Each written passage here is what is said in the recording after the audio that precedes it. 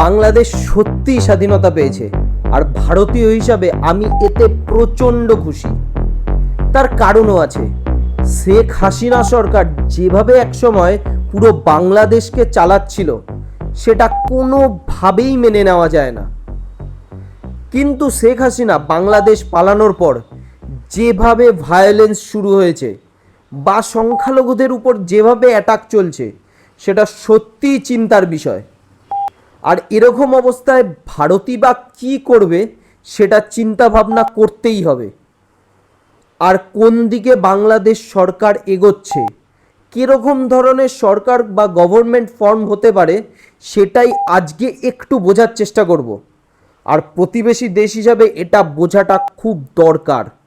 কোনো গণ অভ্যুত্থানের পর কোনো একটা পাওয়ারফুল সরকার পড়ে গেলে সেখানে একটা পাওয়ার ভ্যাকিউম তৈরি হয়, আর ওই সময় অ্যান্টি সোশ্যালরা মাথাচাড়া দিয়ে ওঠে, দিকে দিকে ভায়োলেন্স ছড়ায়। কিন্তু এই কারণে ছাত্র সমাজের এই আন্দোলনকে কোনোভাবেই ছোট করে দেখা যাবে না। অ্যান্টি সোশ্যালরা এই যে কাজটা করছে, তারা আটকানোর কিন্তু চেষ্টা যথেষ্ট করছে। এবার আমার আর কিছু বলার নেই, কারণ আমি বাংলাদেশের ভিতরে থাকি না। কিন্তু যেভাবেই হোক এই ভায়োলেন্সকে তাদেরই থামাতে হবে। এবার বলবেন পাবলিক প্রপার্টি লুটের কথা। হ্যাঁ, এই জিনিসটা সত্যিই খুব খারাপ, কারণ পাবলিকের ট্যাক্সের টাকাতেই এই জিনিসগুলো তৈরি হয়েছে। তবে একটা রাষ্ট্রনেতার বাড়িতে এত প্রবাদ প্রতিম জিনিসপত্র আসে কোথা থেকে? এত দামি দামি আসবাবপত্র বা এত দামি সব কিছু, সেটা কি কোনোভাবে আপনারা মানতে পারেন? সেগুলো তো অ্যাকচুয়ালি লুটেরই টাকা। এবার পাবলিকের থেকেই যে টাকা লুট হয়েছে, সেই টাকা তো আবার পাবলিকের কাছেই ফিরে আসছে, তাই না? কোনো না কোনোভাবে পাবলিক অ্যাকচুয়ালি সব জিনিসই ফিরিয়ে নেয়। হয়তো এটা মারদাঙ্গা হয়ে হচ্ছে, সেটা কোনোভাবেই ঠিক না, আমি মানি। কিন্তু এই দিকটাও একটা জিনিস, সেটা দেখতে হবে। হ্যাঁ, আমি মনে করি কোনো ধরনের ভায়োলেন্স কোনোভাবে বিপ্লব আনতে পারে না।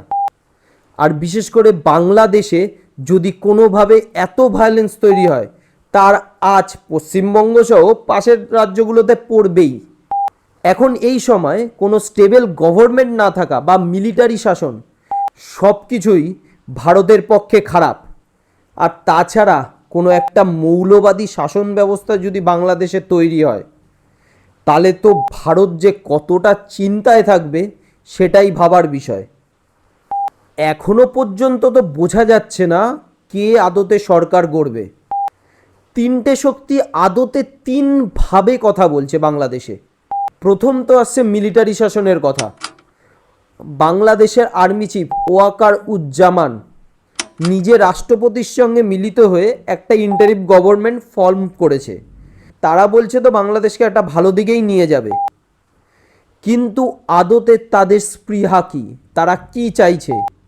তারা কোনোভাবেই বলেনি ভোট কবে হবে বা কোন দিকে কিভাবে শাসন ব্যবস্থা চালানো হবে। আর এরকম যদি ভবিষ্যৎ না জানা যায়, আর তাদের আদতে ক্ষমতার প্রতি লোভ কতটা, এটা যদি বোঝা না যায়, তাহলে খুবই চিন্তারই বিষয়। আর মিলিটারি গভর্নমেন্ট তৈরি হওয়া মানেই বাংলাদেশ আদতে যে অবস্থায় ছিল সেখানেই থেকে যাওয়া বা সেখান থেকেও পিছোতে থাকা। আর তারপরে আরেক ধরনের শ্রেণীর কথা শুনছি, মুসলিম মৌলবাদী শাসন ব্যবস্থা। অনেকেই ইউটিউবে ভিডিও ছাড়ছে যে তারা নাকি ইসলামী সাম্রাজ্য তৈরি করবে বা ইসলামী রিপাবলিক। আমি জানি না এই জিনিসটা কতটা সত্যি হবে কি হবে না। আমার বাংলাদেশের প্রতি প্রচণ্ড ভরসা আছে, বিশেষ করে বাংলাদেশের মানুষের প্রতি। আর আমার আশা তারা একটা ধর্মনিরপেক্ষ সায়েন্টিফিক টেম্পার্ডওয়ালা একটা দেশ তৈরি করবে, যেখানে সবাই একটা ডেমোক্রেটিক ভ্যালু নিয়েই বাঁচবে। কিন্তু কিছুই বলা যায় না। আর এরকম একটা ইসলামী শাসন তৈরি হলে ভারতের টেরোরিজমের সমস্যা তো বাড়বেই। আর আমি আমার বাংলাদেশের বন্ধুদের বলতে চাই, এই ইসলামী শাসন শুরু হলে অনেকগুলো প্রবলেম ক্রিয়েট হবে, যেটা বাংলাদেশের বীভৎস ক্ষতি করবে।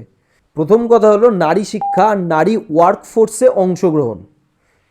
বাংলাদেশ এত ডেভেলপড হয়েছে, এই নারীর ওয়ার্কফোর্সে অংশগ্রহণের মাধ্যমেই একটা বিশাল বড় অংশ যদি এই ওয়ার্কফোর্স থেকে বেরিয়ে আসে, বাড়িতে বসে থাকে, তাহলে বাংলাদেশেরই জিডিপি লস, তাদের ডেভেলপমেন্টই পিছোতে থাকবে, আর কিছুই হবে না কারো। অন্য দেশের কথা তো ছেড়েই দিন।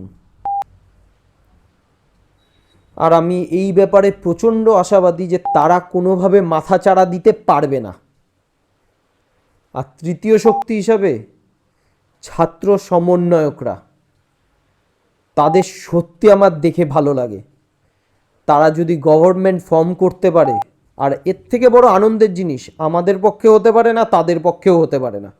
আমি আশা রাখছি তারা একটা ডেমোক্রেটিক ধর্মনিরপেক্ষ রাষ্ট্রই গড়বে।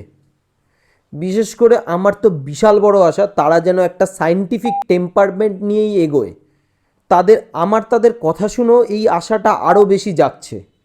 প্রথম কথা, তারা নিজেদের লিডার হিসাবে মোহাম্মদ ইউনিসকেই চুজ করেছে। তিনি একজন লিবারাল, আর তার সঙ্গে সঙ্গে ডেমোক্রেটিক ভ্যালুতে বিশ্বাসী, ভারতের সঙ্গেও সুসম্পর্ক রাখতে আশাবাদী। তিনি এই লিডারশিপ পদে থাকা মানে ভারতের সঙ্গে বাংলাদেশের সেই বন্ধুত্বপূর্ণ সম্পর্ক থেকেই যাবে, এ নিয়ে কোনো সমস্যা নেই। আর এর সঙ্গে যদি একটা ডেমোক্রেটিক আর ফ্যাসিস্ট মুক্ত গভর্নমেন্ট তৈরি হয়, সেটা সবার জন্যই ভালো। আসল কথা কি জানেন, বাংলাদেশ একটা খারাপ কন্ডিশনের দিকে যেতে থাকলে সেটা ভারতের জন্যও খারাপ। আর এই খারাপ অবস্থার পার্শ্ব প্রতিক্রিয়া চারিদিকেই ছড়িয়ে পড়ে, আর চারিদিকে ভারতই রয়েছে।